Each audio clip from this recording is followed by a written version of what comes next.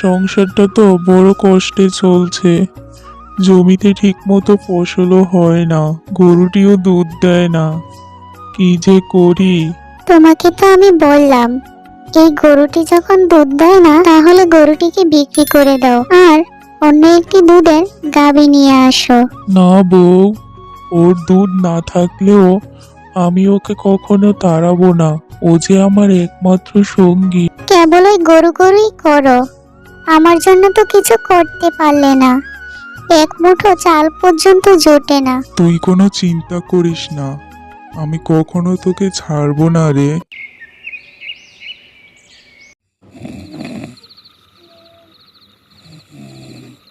এরপর এক রাতে গোপাল স্বপ্নে দেখে আকাশে চাঁদের আলোর মতো কি যেন একটা ঝলমল করছে। হঠাৎ এক আশ্চর্য আলো নেমে আসে গরুটির উপর।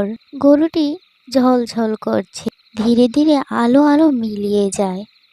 গোপাল এটা দেখে খুবই বিস্মিত হয়।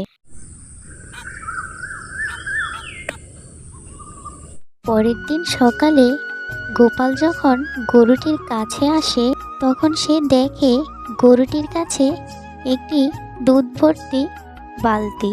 এটা দেখে তো গোপাল ভীষণ অবাক হয়। আরে, এ তো দেখছি সোনা। এটা কি আসলে সোনা? বউ, ও বউ, দেখে যাও।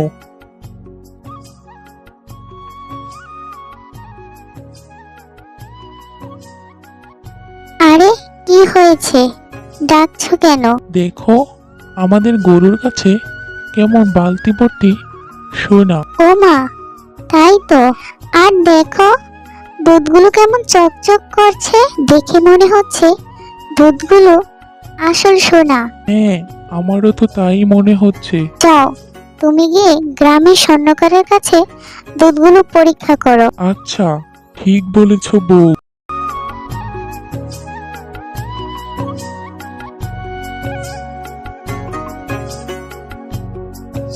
তখন গোপাল গ্রামের স্বর্ণকারের কাছে যায়।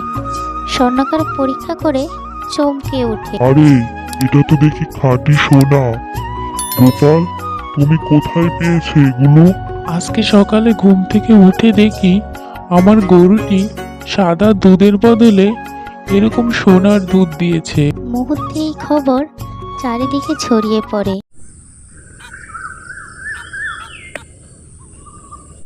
প্রতিদিন সকালে গোপাল গরুর কাছে দুধের বালতি নিয়ে জাদুর গরু, সোনার গরু, আমাকে এক বালতি সোনার দুধ দাও তো।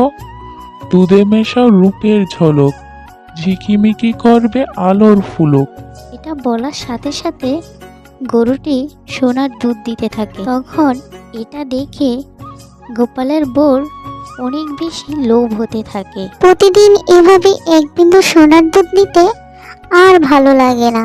যদি গরুটাকে একেবারেই শেষ করে পেটের সব সোনা বের করি তাহলে তো আমি রানী হয়ে যাব। তখন সে রাতের অন্ধকারে একটি ছুরি নিয়ে গোয়ালে ঢুকে গরুটির পেট কাটতে চায়। ঠিক তখনই গরুটি ঝলঝল করতে শুরু করে। তখন গোপালের বউ চিৎকার করতে থাকে। ও মা গো, আমাকে বাঁচাও, আমি যে মরে গেলাম, আমাকে বাঁচাও। এ কি করছো তুমি এখানে? আরে স্বামী, আমি তো ভেবেছিলাম এই গরুর পেটে অনেক সোনা আছে, আর সেই সোনাগুলো যদি একবারে বের করে ফেলি তাহলে আমাদের আর কোনো কষ্ট থাকবে না।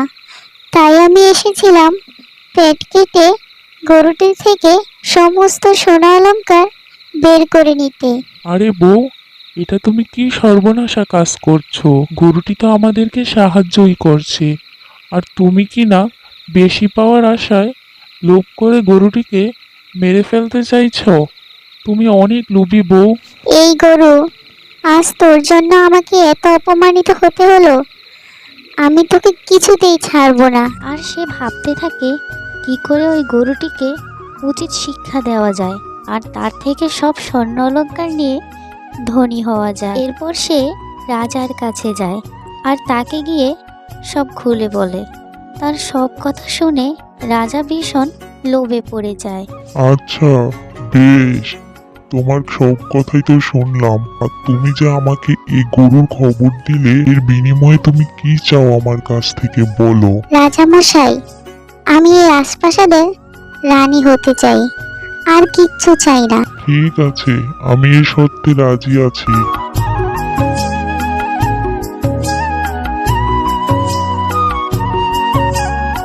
এরপর রাজামশাই গোপালের বাড়িতে যায়। শুনো গোপাল, তোর গরু আমাকে বেচে দে, যা টাকা চাস তাই দিব। দুঃখিত রাজামশাই, আমার গরু আমার পরিবার, আমি ওকে বিক্রি করব না। কি? গরিবের এত সাহস! দেখিস, রাত পোহালেই তোর গরু আমার হবে। গোপাল খুবই চিন্তিত হয়ে যায়, কিন্তু সে গরুটির দিকে তাকিয়ে নিজের সিদ্ধান্তে অটল থাকে। রাত যখন গভীর হয়, চারপাশ নিস্তব্ধ। জমিদারের লোকজন লুকিয়ে গোপালের গোয়াল ঘরে ঢুকে। তারা গরুটিকে চুপি চুপি খুলে নিয়ে যায়। পরের দিন সকালে রাজামশাই গরুটি দহনের চেষ্টা করে। গরুর কাছে বালতি নিয়ে বলে, জাদুর গরু, সোনার গরু, আমাকে এক বালতি সোনার দুধ দাও তো। দুধে মিশা রূপের ঝলক, ঝিকিমিকি করবে আলোর ফুলক। কিন্তু একথা বারবার বলার পরও জাদুর গরুর থেকে কিছুই বের হয় না। এটা দেখে তো রাজামশাই ভীষণ রাগ হল। এ কি, সোনার দুধ বের হচ্ছে না কেন? রাগের চোটে সে গরুটিকে মারতে থাকে। হঠাৎ গরুটির দেহ ঝলঝল করতে শুরু করে। চারপাশ থেকে একটা আলো ছড়িয়ে পড়ে, আর জমিদার ভয়ে চিৎকার করে ওঠে। আমাকে মাফ করে দাও, আমি আর এমন কাজ করব না, আমাকে মেরো না। কিন্তু গরুটির সেই আলোর ঝলকানিতে জমিদারের সারা শরীরে আগুন ধরে যায়, আর গরুটি সেখান থেকে চলে যায়। পরের দিন সকালে গোপাল ঘুম থেকে উঠে দেখে তার গরুটি আবার ফিরে এসেছে। সে আনন্দে গরুটিকে জড়িয়ে ধরে। তার গরুটি তখন তার বউয়ের লোভের বিষয়ে সবকিছু তাকে খুলে বলে। আর এদিক থেকে জমিদার বাড়ি থেকেও গোপালের বউকে চিরতরে মেরে বিদায় করে দেওয়া হয়।